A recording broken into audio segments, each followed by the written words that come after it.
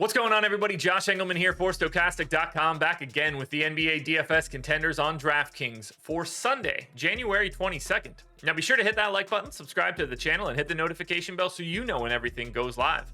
Follow me on Twitter at Josh Engleman. Let me know in the comments section who are your favorite and least favorite plays for today's slate. And finally, got to give that shout out to BetMGM. You see it on the banner at the top of the screen. You can get 2 free months of Stokastic Plus Platinum, along with up to $1,000 in first bet insurance, as long as you click that link in the description. Now, we're going to round out the bottom of my top 10 with Mikal Bridges, Damian Lillard, Draymond Green, Kyrie Irving, and Andrew Wiggins on the outside looking in. Who will be my favorites? My top 5 plays for today? It is time to find out.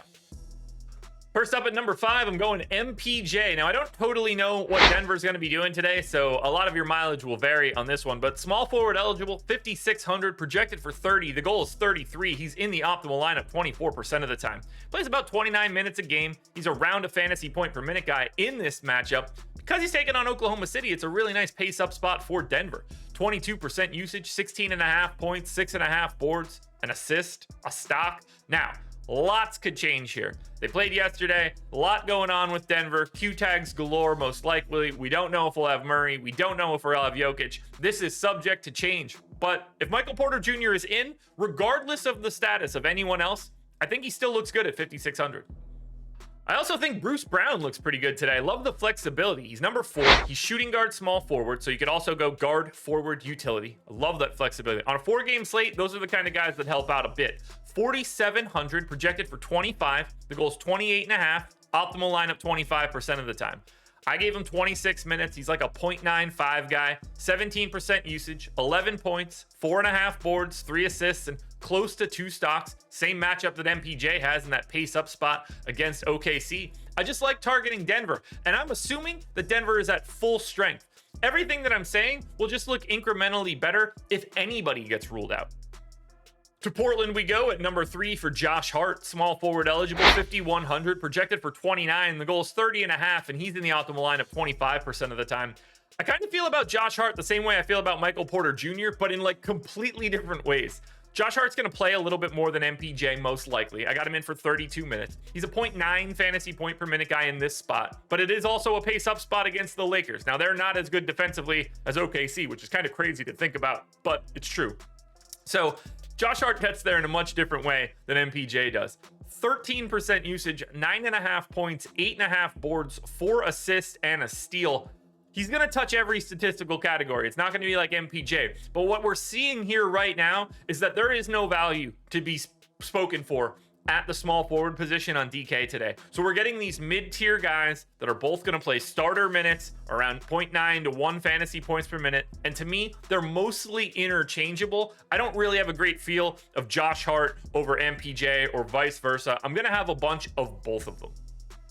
I also would really like to get to Jamal Murray once again at point guard, 6,800. He just continues to be underpriced for the Nuggets. Projected for 38. The goal is 39. He's in the optimal lineup 27% of the time. It doesn't take much. If Murray gets over 40 fantasy points today, that is very much in play to be in a winning lineup on a 4-game slate.